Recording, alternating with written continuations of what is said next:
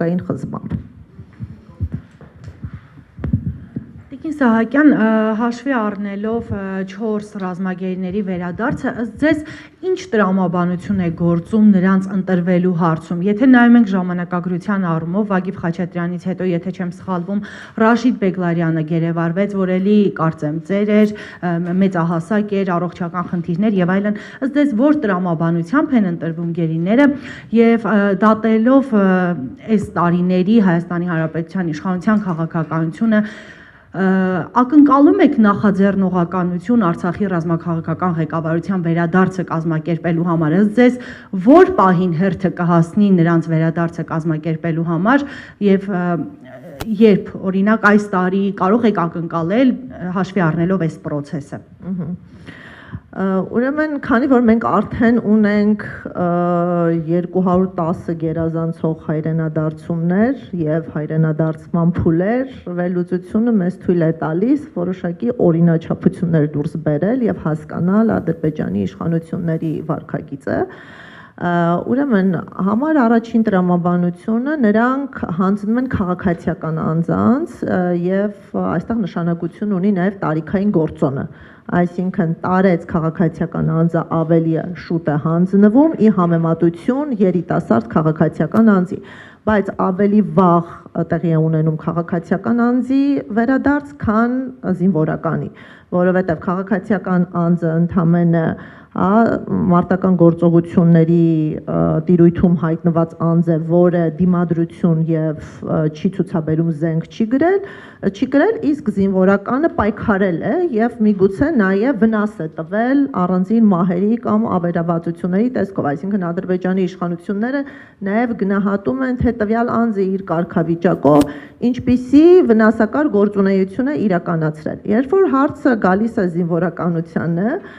ուրեմն նրանք ավելի մեղ մոտեցում ունեն պարտադիր զինծառայողների նկատմամբ, քանի որ օրենքի պարտադրանքով է անձը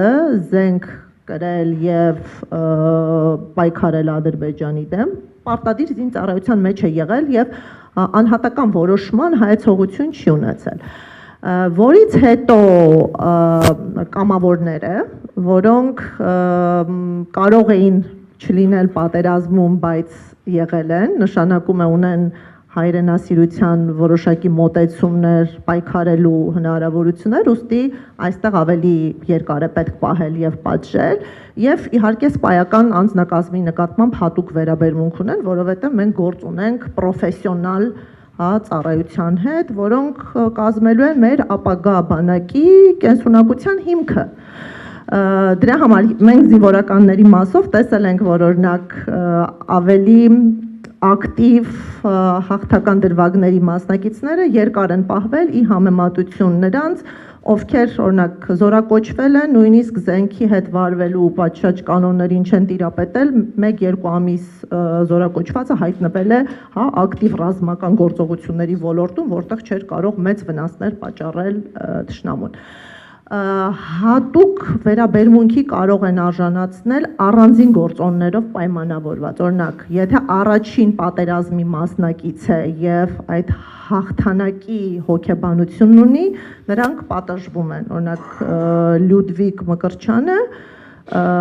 հենց պատժվում է եւ այսքան տևական ժամանակ գտնվում է ադրբեջանական բանտերում, այն պարզ պատճառով, որ իր տարիքով պայմանավորված ընկալվել է որպես մասնակից եւ հաղթող։ Ինչպես գիտեք, Ալիևին եւ նրա ընտանիքին անձնավորված մեղադրանքներ, վիրավորանքներ, քննադատություն հնչեցնելը եւս դարձնում է թիրախ եւ այս քաղաքացիական անձինք կարող են պատժվել ի համեմատություն մյուս քաղաքացիական անձանց, ովքեր արագ հայրենադարձվում են։ Առողջական վիճակը եւս ֆակտոր է։ Այսինքն, եթե որոշում է կայացվել, որ պետք է 5 անձ հայրենադարձվեն, անձի խոցելիությունը ստիպում է, որպիսի ցուցակումն ստանա ավելի առաջնահերթ տեղ,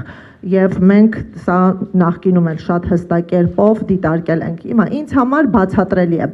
Նախ ադրբեջանական կողմը չէր կարող հայրենադարձնել 16-ի դատավարության մասնակիցներին, քանի որ այս process-ում դեռ պետք է լինեն դատավճիռներ, դեռ պետք է լինի ներքին զարթոնք, հանրային քննարկումներ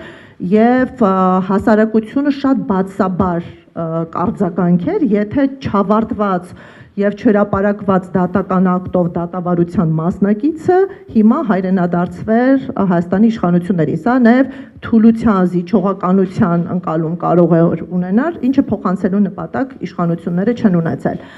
Դրա համար ընտրանքը պետք է լիներ 7 դատապարտված անձանցից, որոնցից 2-ը, հիշում եք, գերեվարվել են 23 թվականին, 5-ը դեռևս 20 թվականին։ Ուրեմն մեկ անձ ընտրվել է 23 թվականից եւ եթե մենք համեմատելու լինենք Վագիվ Խաչատրյանի առողջական վիճակը Ռաշիդ Բեգլարյանի հետ, ակնհայտ է, որ Վագիվ Խաչատրյանը ունի հստակ խնդիրներ եւ չմոռանանք, որ նրա գերեվարումն էլ պայմանավորված էր առողջական նպատակներով Հայաստան տեղափոխվելու հետ։ Նաեւ մենք 25 թվականի դեկտեմբերին ստացանք տեղեկություններ, որ նրա առողջական վիճակը սրվել է, հոսպիտալացվել է, ուստի այստեղ ունենք այդ օբյեկտիվ կրիտերիան, որ առողջական խնդիր ունեցող տարեց մեկ անձը 23 թվականից պետք է ներառվել։ Այս 3-ի մեջ մի քանի գործոն նշանակությունն են, չմոռանանք, որ 2-ը քաղաքացիական անձ են, եւ Վիգենն էլ իր բնույթով իրականում քաղաքացիական անձ է, որքան էլ որ մենք վերագրում ենք, մենք չէ, Ադրբեջանի իշխանությունները վերագրում են վարձկանություն, մենք գիտենք, որ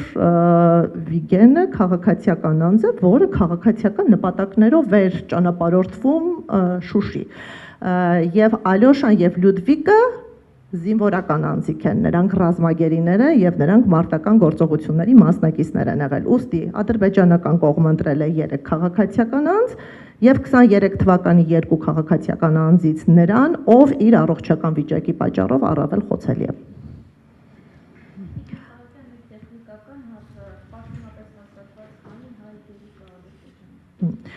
Ուրեմն 23-ից մենք հանում ենք 4-ին եւ ունենում ենք 19, բայց կարծում եմ, որ թվակազմը հանրությանը ներկայացնելիս պետք է հավելենք նաեւ Կարեն Ավանեսովին, որը Ստեփանակերտից, որը բնակիչ էր, որը բռնի տեղահանության ժամանակ մնաց Արցախում ադրբեջանական վերահսկողության ներքո, բայց գիտեք, նրան լուրջ մեղադրանքներ առաջադրվեցին, դատարան տարվեց եւ այս պահին անազատության մեջ գտնվող անձ է, հայ է եւ կարծում եմ նրա հայրենադարձումը եւս պետք է քննարկման առարկա դառնալ, կարծում եմ նրա խնդիրը եւս ուղիղ առնչություն ունի Արցախի հակամարտության հետ։ Դրա համար 20 հայ, որոնք մենք գիտենք ողջ են, քանի որ նրանց տեսակցելու հնարավորություն են ունեցել միջազգային կառույցներ։ Կներեք, իմ մյուս հարցը, իսկ ինչ նախաձեռնողականություն եք ակնկալում մեր իշխանություններից Արցախի ռազմաքաղաքական ղեկավարության վերադարձի համար։ Հա, ներողություն եմ խնդրում, այդ մասը չպատասխանեցի։ Ես կարծում եմ, որ այս պահին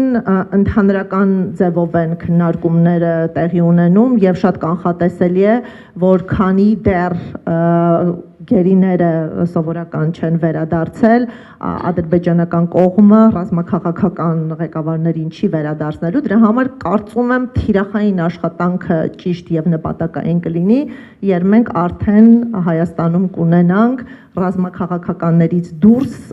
մյուս հայերին, այսինքն 19-ից եթե հանենք 8-ին, 20-ից Կարենին էլ, այսինքն եւս 12 հայի վերադարձից հետո մենք պետք է խոսենք ռազմաքաղաքական ղեկավարների վերադարձի թիրախային աշխատանքի մասին։ Այս պահին դա ընդհանուր բնույթի խնդիր է։ Տիկին Սահակյան, մենք